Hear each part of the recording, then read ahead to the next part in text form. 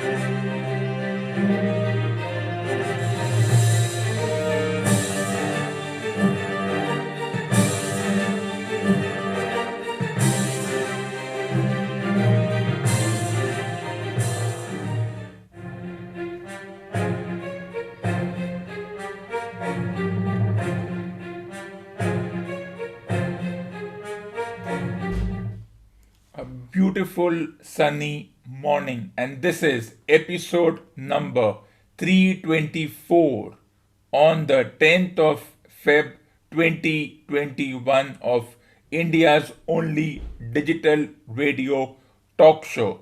Let's start this morning's episode with this song which encompasses every individual's obsession with fitness. Baby, every day you asking me whether I'm going to the gym or not. तुम हमेशा पूछते रहते हो जाते हो तो नहीं. Going to the gym, going to the gym, going to the gym, then go to the gym. Matter है निजी, मोबाइल में 3G, weight 90 kg, I am going crazy. Mood बनाना पड़ता है जिम जाने के लिए. मैं भी बहुत सारा जी लिया हूँ खाने के लिए.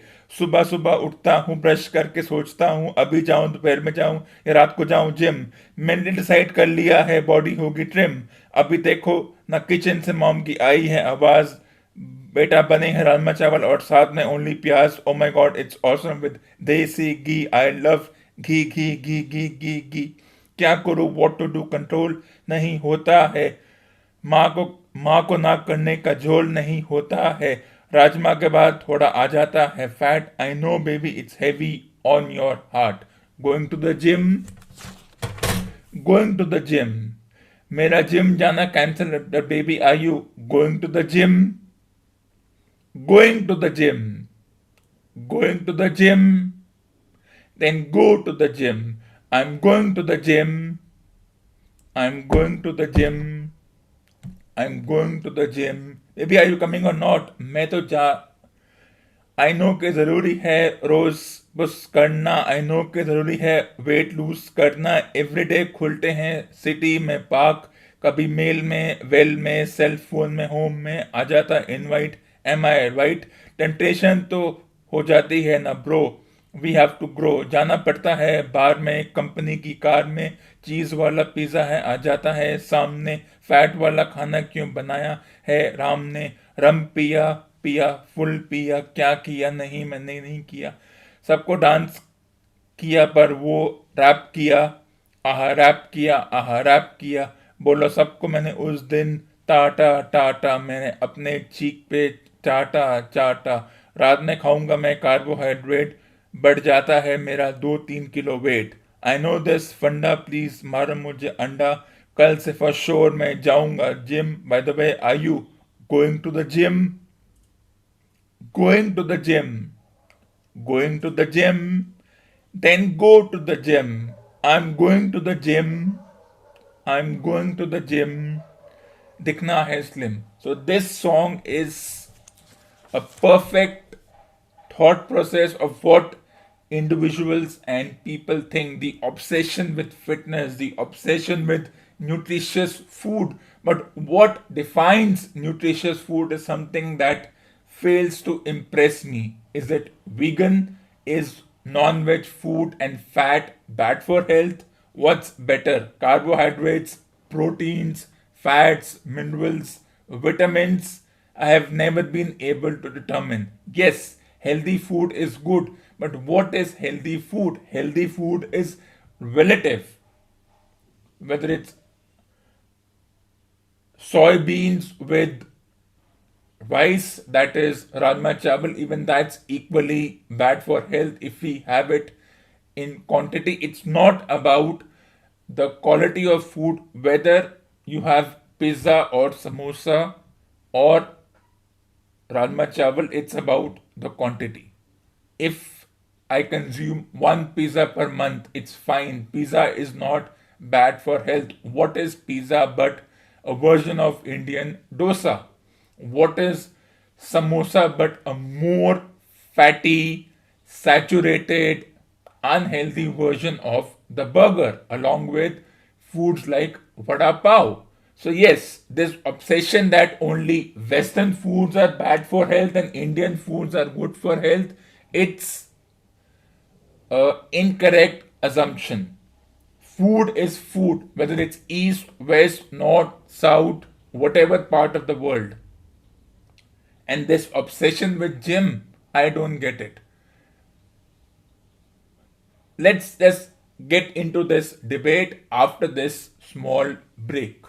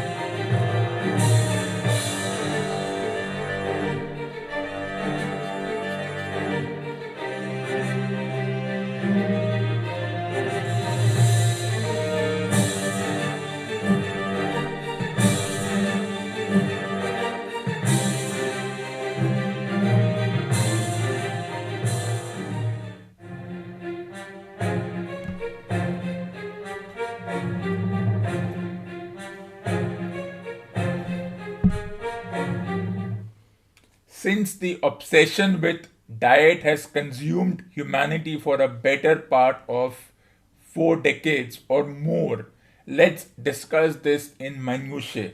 Let's see it from the point of view of a sports athlete. For a sports athlete, it's more than just fitness, it's about endurance in that sport.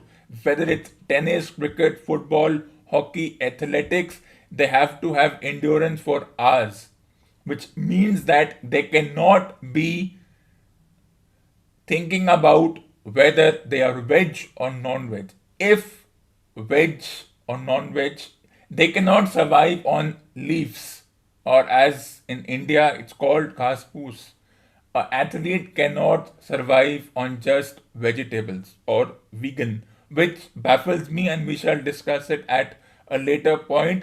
But from the point of view of an athlete, whatever be their parents' viewpoint of whether they are strict vegetarians or they can consume non-veg, for an athlete they have to look beyond such traditional norms and such superstitions. And athletes have to look at their fitness. It's not just about ripping bodies, it's about endurance.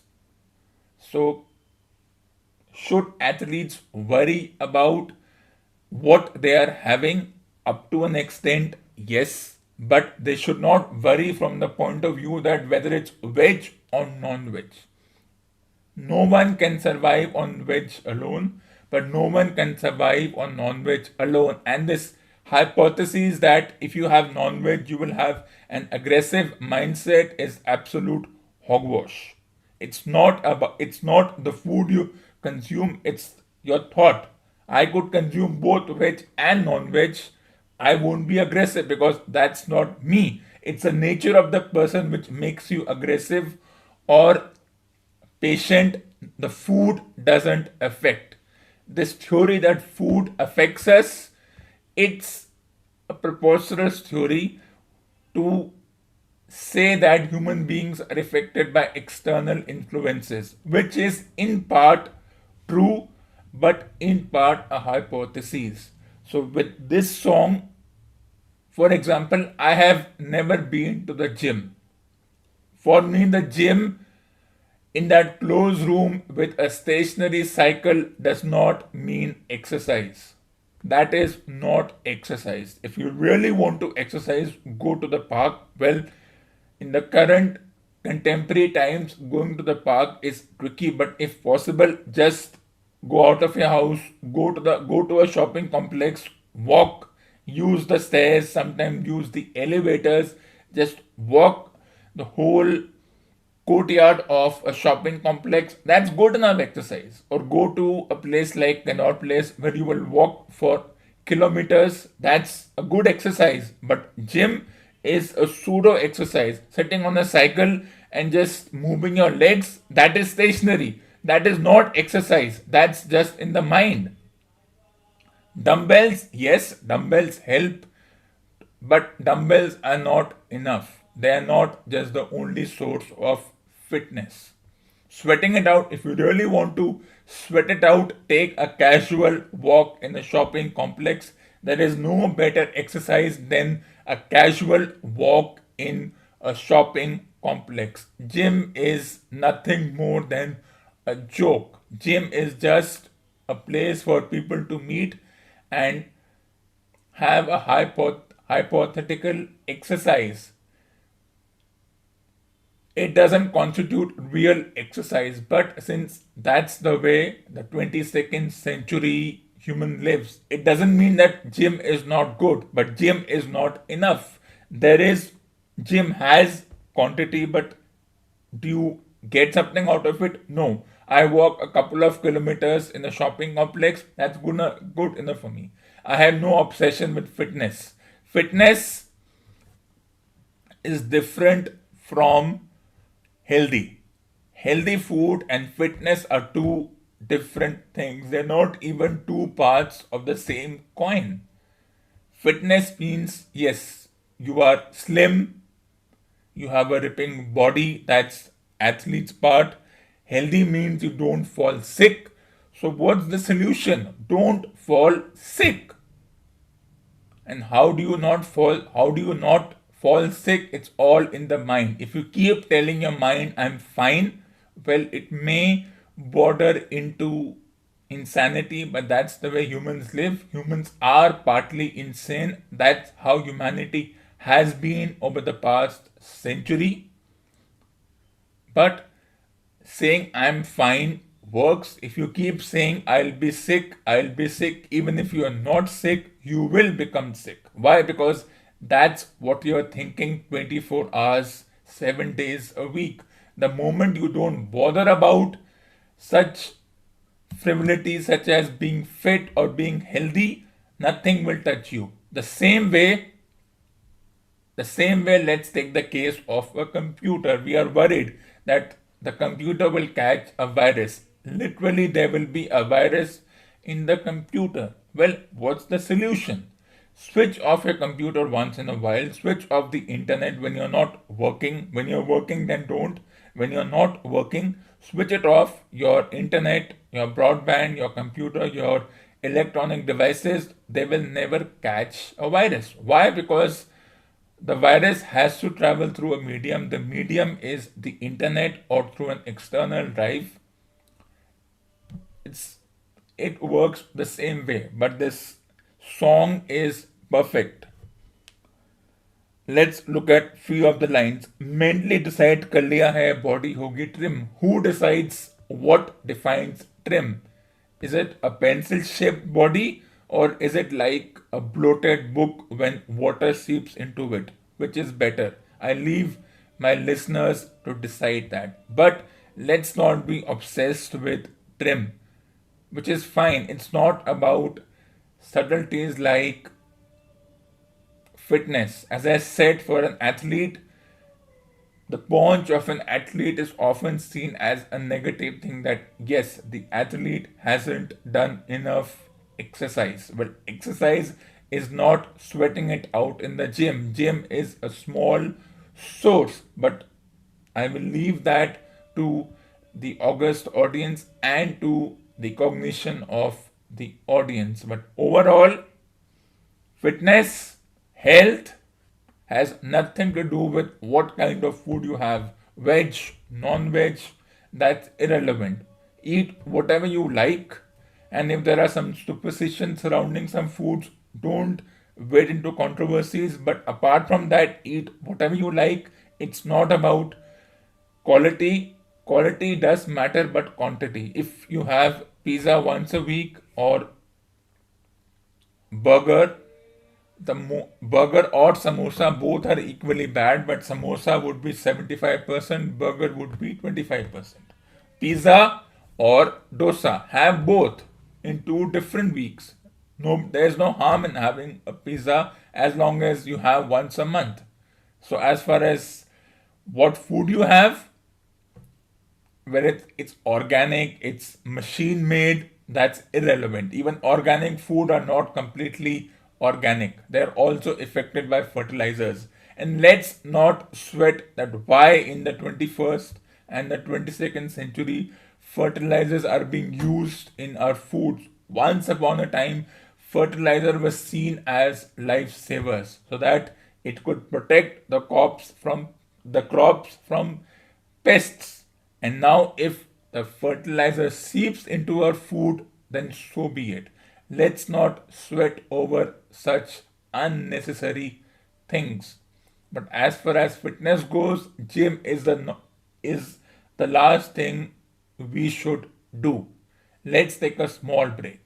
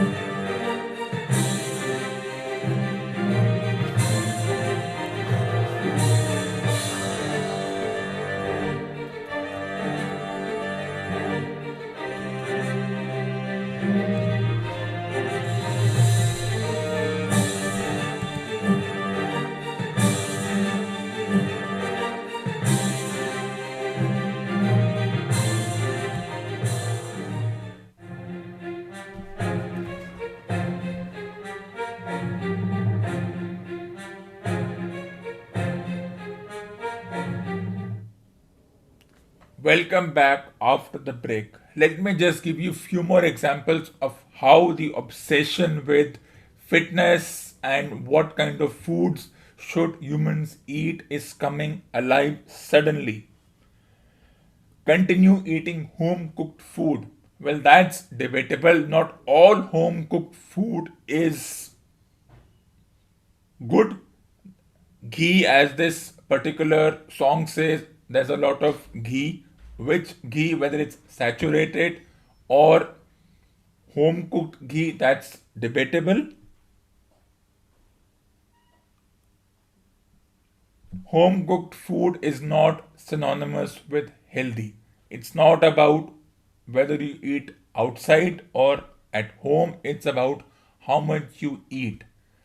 The quantity always makes a difference more than quantity. If I consume 10 paranthas, it's equally bad as consuming a chola bhatura outside in a dhaba which is being cooked near a sewage pipe.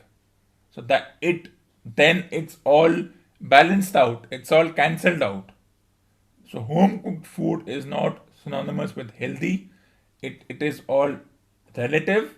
But as far as fitness is concerned, let's not sweat over topics like fitness or minimalism or less is more because of the events of the past 12 months. It's not about less is more. If I want to eat more, I will eat more in breaks.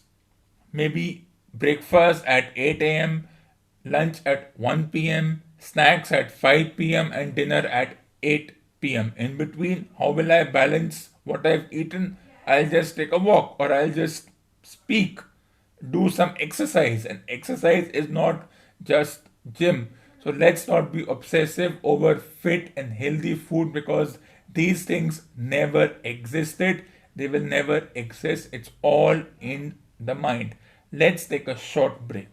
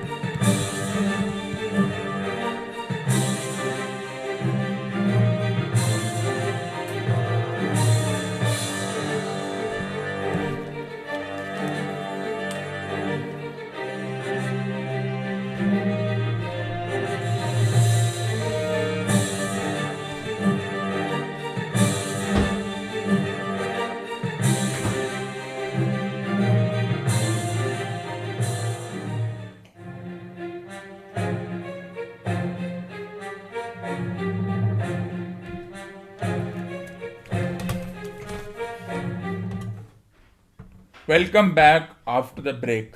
Now let's discuss something which is more depressing, at least for the 75% of the fanatics of a certain sport and of certain individuals.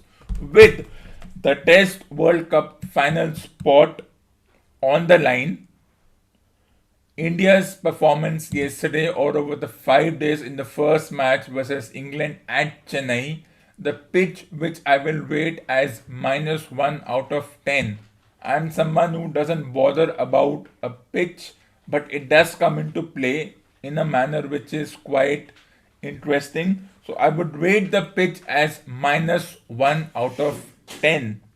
And to sum up the performance, it would be horror show and a royal tumble because the team lost. The team loses. What happens? They slip to number 4 in the world test rankings and their march towards a spot in the Test World Cup final or the World Test Championship becomes difficult and impossible.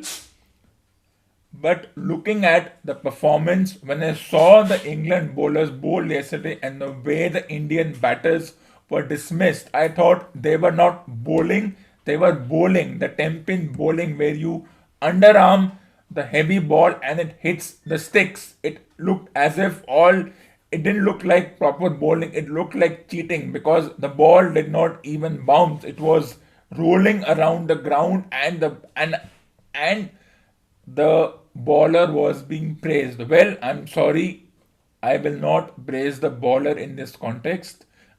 This theory over the past 100 years that Indian wickets take spin and bounce and there's rough outside the off stump and the batters use their spikes to even make the wicket or the pitch worse is a debate which is being used for millennia.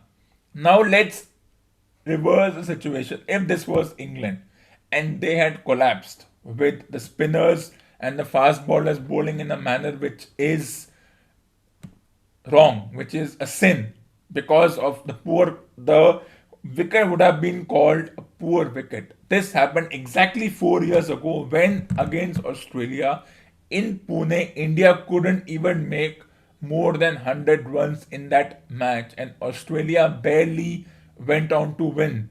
The appreciation of Steve Smith's 100 runs, where a bowler who is no longer part of the team, this is what the visiting teams do. They get bowlers who are not in their bowling plans, but they are what one calls temporary recruitments. For example, Jack Leach and Dom Bess will only play if they are playing in India, Pakistan, Bangladesh, or Sri Lanka together. If this team goes to South Africa and other places, then one of these two would be out of the team, and we know who will be out of the team. That's as clear as light of daylight. Now, if this was the England team collapsing, all the pseudo critics would have jumped on and said that what a poor wicket. If this was Ishant Sharma reverse swinging the ball and the stumps were cartwheeling out of the ground, all the pseudo critics and the pseudo experts would say not good bowling, but poor wicket. But because it's a foreign bowler, there is certain obsession with a group of bowlers from Waqar Younis, Wasim Akram, Muralidharan or McGrath. We are over obsessed. We cannot look beyond this group as if nobody exists beyond this group. And there's, of course, and then comes James Anderson, 38 and a half years old. Yes, he's doing what he's supposed to do. And then the newspapers even say that he is the last of the great list of fast bowlers. Nobody else will be able to overpower his record of 600 plus wickets. Well, I disagree with that. I think there are a lot of bowlers who will break record. In fact, I'm going on record on this show to say that Ishant Sharma will break Kapil Dev's record, and if a few pseudo critics will have a heart attack after listening to this, then so be it. But Ishant Sharma will break Kapil Dev's record. He may not reach 600 wickets. Well, it's too far to even go over there. But Ishant Sharma will certainly break McGrath's record. He's only 32. And remember, James Anderson is 38. So by the time Anderson retires, he will have to eventually retire. He's reaching 40.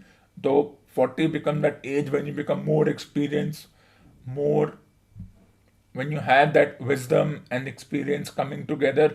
So why can't we give the same respect to Anderson, to Ishant Sharma? Can he break Kapil Dev's record? Yes. Will he break Kapil Dev's record? Yes. If, like James Anderson, Ishant Sharma only plays the 5-day game, which James Anderson has been doing since 2015 World Cup debacle, which is now in the archives and the vault is closed on that. It's a simple thing. Let's get over the obsession with the McGraths and the Wasim Akrams and they were great bowlers. Nobody is questioning that. But let's move on from that group. For me, Rabada, Mitchell Starc, Patrick Cummins, even a certain Shaheen Afridi from Pakistan, Ishant Sharma, Bumrah, and if Mohammad Siraj continues his good efforts, they will all get to 400 wickets. And before long, we would have forgotten the likes of McGrath, Lee. They were good bowlers, but not good enough in my book. Let's take a short break.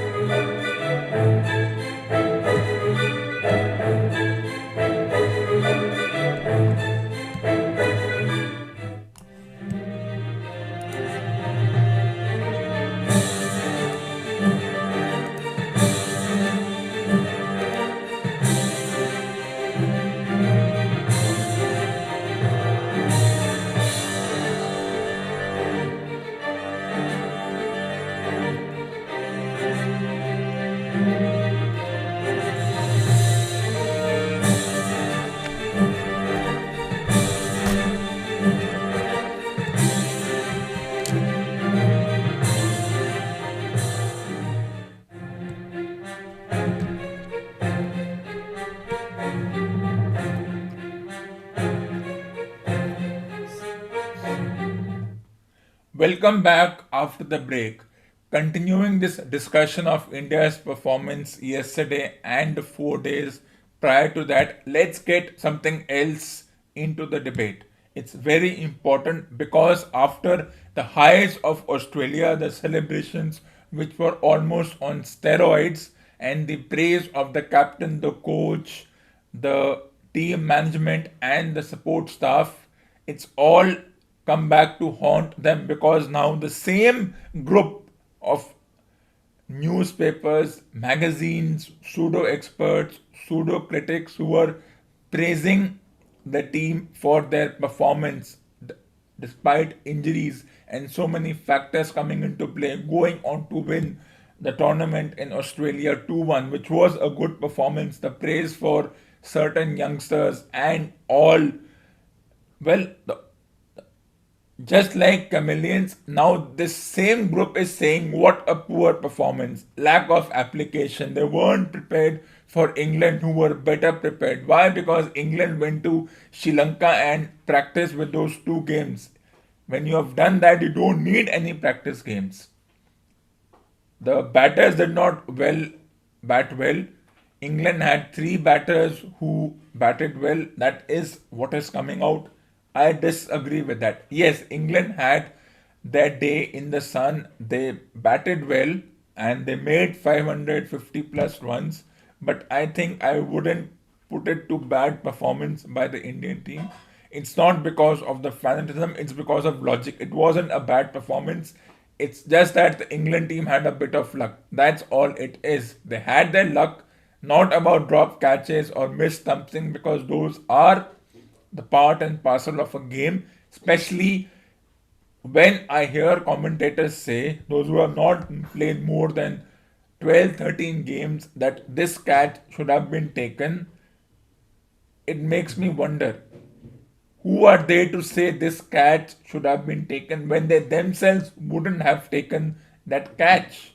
But that's a debate for another day. But coming on to the horror show and the Royal Tumble, the disappointment of the pseudo critics and the team alike is because it's a place for a final in the World Test Championship or the Test World Cup. That's why everybody is depressed right now.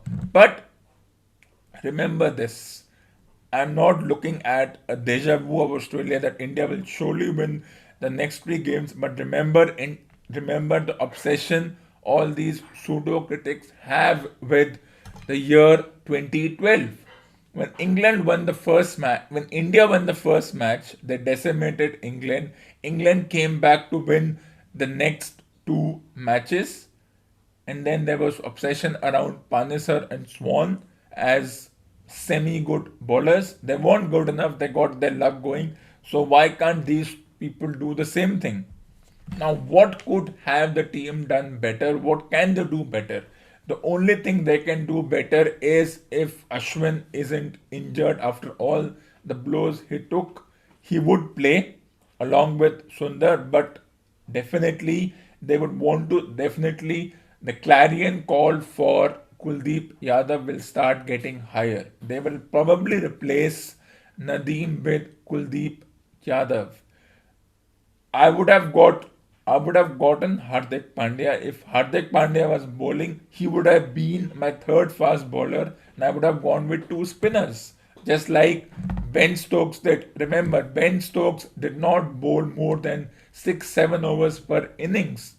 It was the four bowlers, the two fast bowlers, and the two spinners who were doing the 95% of the bowling as is expected. But if Hardik Pandya was bowling, remember, he is not bowling, so they don't want him in the team.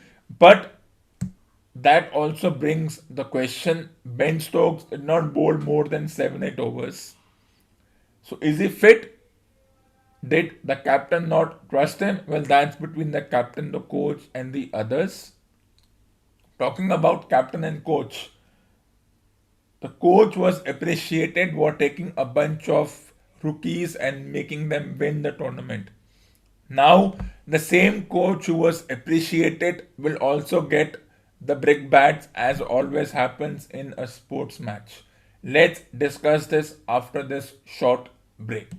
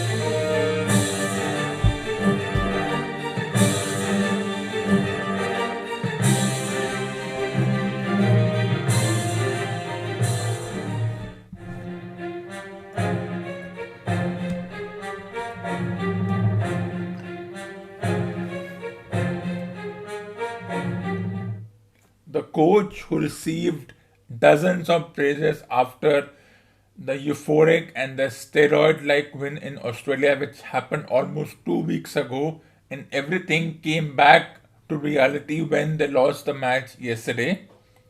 Now, the same coach will be given the brickbats: poor application, team selection, XYZ players not being selected, especially in the context of Kuldeep Yadav. A lot of questions will be asked: why was he not selected? Why was he not selected? Why was Hardik Pandya not playing? XYZ. But what they don't understand is a team can consist of only 11 players, which means that the other 29, 15, 20 odd players will have to miss out. Now, let's discuss something which will not come into contention for a while, but is there an option after the current coach Ravi Shastri? He has been a competent coach. He has his own level of aggression, which is in tune with Virat Kohli's definition of aggression, and they have a good understanding. But contract ends contract always ends of a particular individual, and the definition of coach selection has gone from just appointment to interviews and a whole thoroughbred process. So who's next? Who is the next coach of this particular team? Looking at the specifics, for me there are not many competent successors. Looking at the list, even if I put up a list, the good ones are either the president of the board or they are handling the Junior World Cup teams. And the third person, well, there's too much of ego in a certain Tendulkar to even become the coach of the team. So these three, Ganguly, Dravid, Tendulkar, are out. Who does that leave? There are not too many options.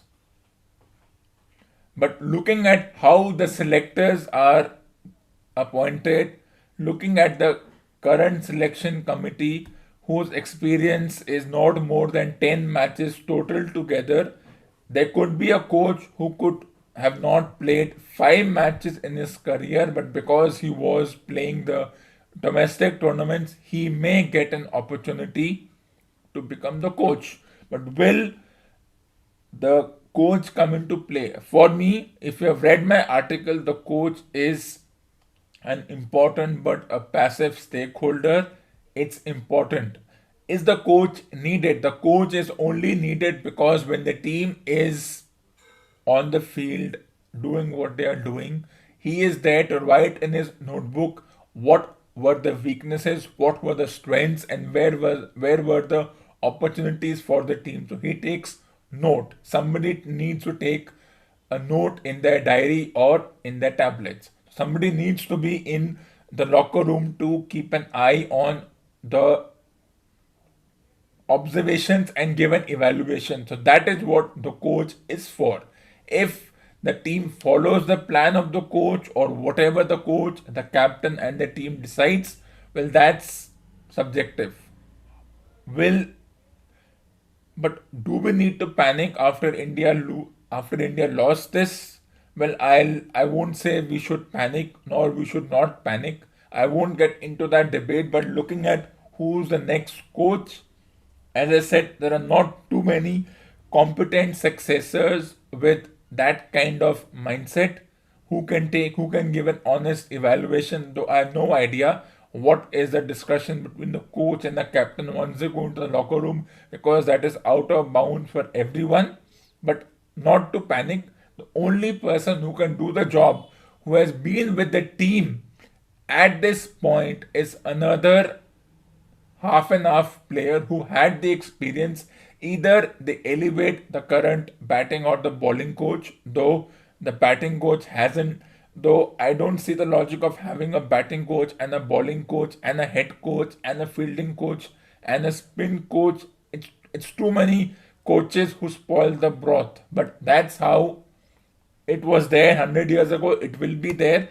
And then that's up to the team management and the cricket board to have as many people as possible, the specialist thing. But looking at the head coach, with not too many competent people left in the list, The only individual, and I'm being very specific about this, I'll give my reasons at a later episode, is Sanjay Bangar. Why? He's been with the team, he knows the inside and out of the players, and you elevate somebody like the bowling coach to the head coach. But this, will that work? Well, that depends. But what happened on Saturday at 10 a.m. when the next match starts with the pressure of the a spot in the main event of the Test World Cup? That's where this tournament will get more interesting. So, will India be able to make a comeback? That's not for me to predict. What happens on that particular day, how the toss goes, the toss is irrelevant yet an important part of the process of a team in this particular sport. But as far as what will happen, what should happen, what should the team do, well, that's not on me to predict. What will happen will happen. Let's take a short break.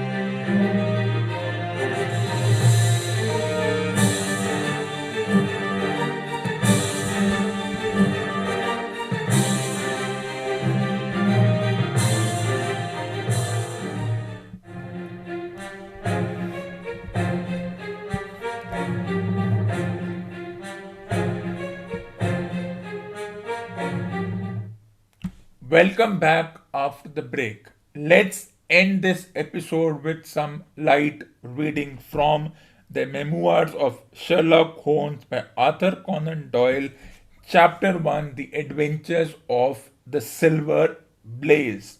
I had listened with the greatest interest to the statement which Holmes, with characteristic clearness, had laid before me. The most of the facts were familiar to me. I had not sufficiently appreciated their relative importance nor their connection to each other. Is it not possible, I suggested, that the incised wound upon Straker may have been caused by his own knife in the convulsive struggles which follow any brain injury? It is more than possible, it is probable, said Holmes. In that case, one of the main points in favor of the accused disappears. And yet, said I, even now I fail to understand what the theory of the police can be.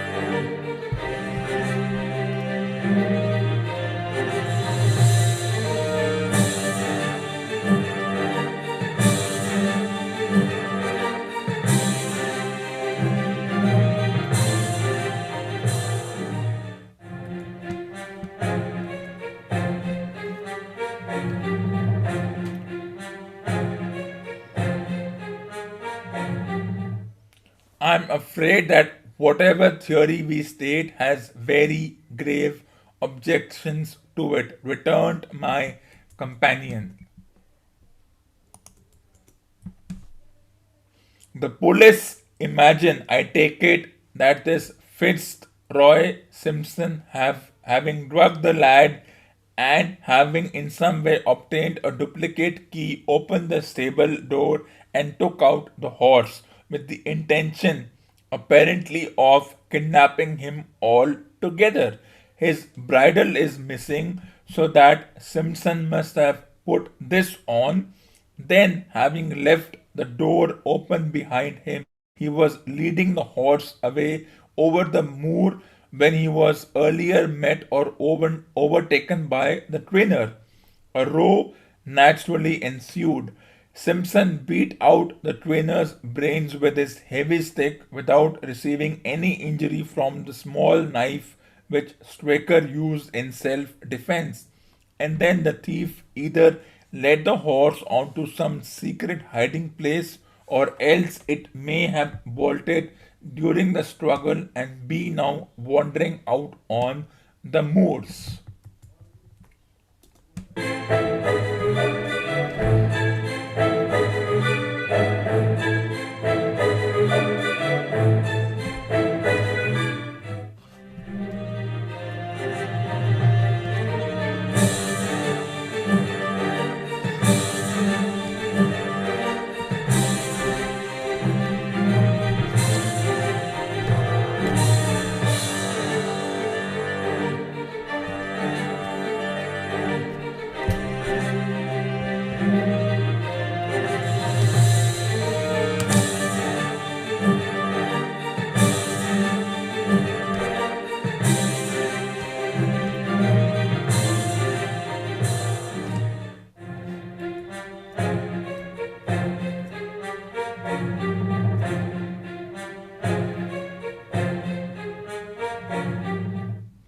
This ends episode number 324 on the 10th of Feb 2021 of India's only digital radio talk show. For more awesome content, tune in to the next episode of the weekly